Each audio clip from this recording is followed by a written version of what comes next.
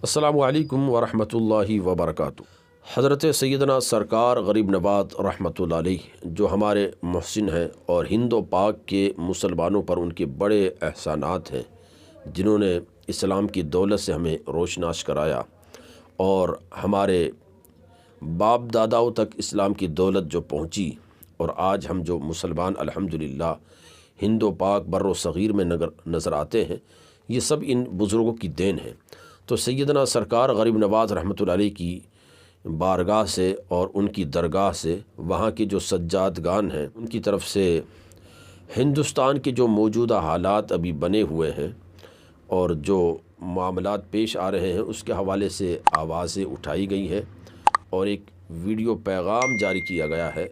ऐसे नाजुक हालात के अंदर तो उन्होंने अपनी बातें रखी है मौजूदा हालात के हवाले से। इसी तरह से हल्द्वानी के अंदर जो अभी मदरसा और मस्जिद को बुलडोज़ किया गया था, फिर वहाँ पर जो मामलात हुए और जो हादसा पेश आया और वहाँ पर बहुत सारे हमारे मुसलमान भाइयों का जानी माली और बहुत सा नुकसान हुआ है और अभी भी वो बड़ी तंगी में है, तो उसके हवाले से भी बात को रखा है। इसी तरह से मुफ्ती सलमान अज़हरी साहब को जो एक बिला वजह की बातों में उलझा कर उनके ऊपर मुकदमा दायर किया गया और उन्हें गिरफ़्तार किया गया, तो उसके हवाले से भी इन्होंने अपनी बातों को रखा है और मुसलमानों के हवाले से एक दरगाह सैयदना सरकार गरीब नवाज़ से एक पैगाम जारी करने की उन्होंने कोशिश की है वीडियो की सूरत में।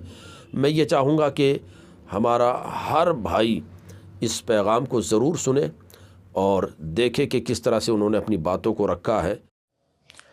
अस्सलाम वालेकुम। मौजूदा सूरत हाल जो हमारे मुल्क भारत में हुई है, तो हम जमी खुद्दाम ख्वाजा हुज़ूर गरीब नवाज़ रहमतुल्लाह अलैह अजमेर शरीफ से एक पैगाम देना चाहते हैं मुसलमानों को कि संविधान के दायरे में रह के अपनी आवाज़ बुलंद करना सीखें और जो भी कभी भी दीन व मिल्लत के मामलात हुए हैं, चाहे वो नामूस रसूल का मामला हो सल्लल्लाहु अलैहि वसल्लम या अहले बैत अतार का, बारगाह हुज़ूर गरीब नवाज़ से हमेशा आवाज़ उठी है। लेकिन अफसोस जिनका के दायरा सब में वसी है, दरगाह और ख़ानकाहों का भारत में और बड़े सग़ीर में, यहाँ से खामोशी क्यों है? निकल कर ख़ानकाहों से अदा कर रस्म शब्बीरी।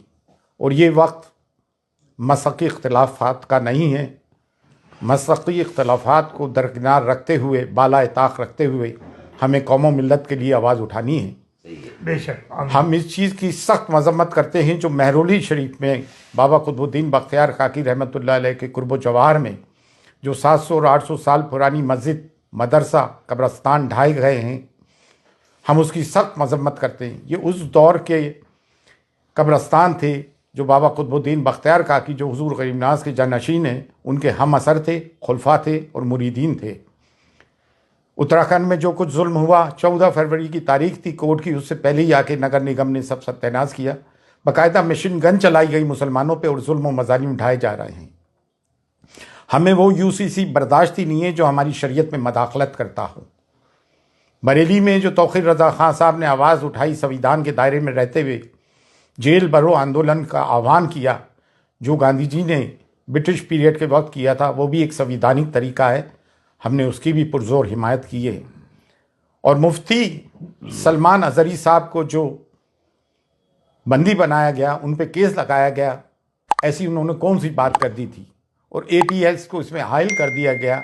जब भी कोई मुसलमान कोई अपने हुकूक की आवाज़ उठाता है, अपने पे हो रहे जुल्म की आवाज़ उठाता है, तो उसके तार पाकिस्तान से या किसी भी टेररिस्ट ऑर्गेनाइजेशन से जोड़ने की कोशिश की जाती है। सब्र की, सहनशीलता की एक इंतहा होती है। गुज़िश्ता 10 साल से मीडिया एंटी इस्लाम और एंटी मुस्लिम उस पर कारमंद है। लोगों के दिलों में जहर भर दिया है। मिडाइवल पीरियड में तारीख़ में क्या हुआ, हिस्ट्री में क्या हुआ, इतिहास में क्या हुआ, उसके ज़िम्मेदार हम कतई तौर से नहीं हैं। पार्टीशन के हम जिम्मेदार नहीं। फिर हमारे पर ये मज़ालिम और जुल्म क्यों उठाए जा रहा है? हिंदुस्तान में डाइवर्सिटी है, तमाम फूलों का एक गुलदस्ता है, सिर्फ एक गेंदे का फूल ही क्यों? इसमें चमेली भी है, चंपा भी है, मोगरा भी है, गुलाब भी है, सबको लेके भारत बना है हमारा। संविधान हमें हक देता है। और अब कोई भी नगर निगम का बुलडोजर गैर कानूनी तौर से हमारे घरों को बुलडोज करता है, तो सब के सब मैदान में उतर के आओ और संवैधानिक तरीके से अपने लोगों की हिफाजत करें। ये बुलडोज़र की राजनीति इन्होंने इसराइल से सीखी है। फिर न्यायालय किस काम के, अदालतें, कोर्ट किस काम की? अगर तमाम काम नगर निगम और पुलिस कर लेगी तो फिर अदालत किस काम की? अदालतों से जो फैसले आ रहे हैं कानून की रूह से नहीं आ रहे हैं बल्कि आस्था की रूह से आ रहे हैं। तो अब मुसलमान जाए तो कहाँ जाएं? अब दरगाह और खानकाह जिनका कि सब में बड़ा गहवारा है, जिसकी कि भारत में सब में ज़्यादा फॉलोइंग है, आप लोग आवाज़ क्यों नहीं उठाते हो भाई?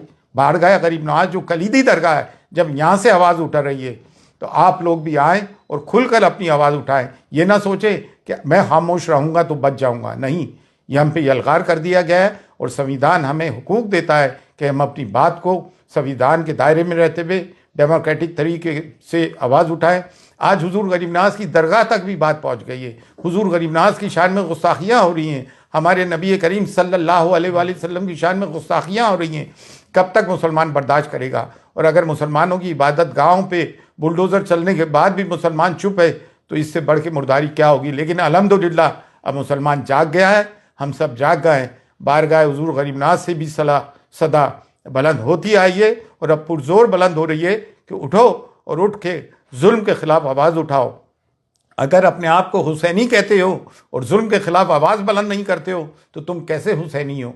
मसलकी इख्तलाफात अपनी जगह हैं, लेकिन मिल्लत की बुनियाद पर मसलकी इख्तलाफात को बालाए ताक रखो और जो लोग बोल रहे हैं उनकी हिमायत करो। आओ और बोलो मुसलमानों के जुल्म के खिलाफ। फ़ी अमानिल्लाह, अल्लाह हाफिज़।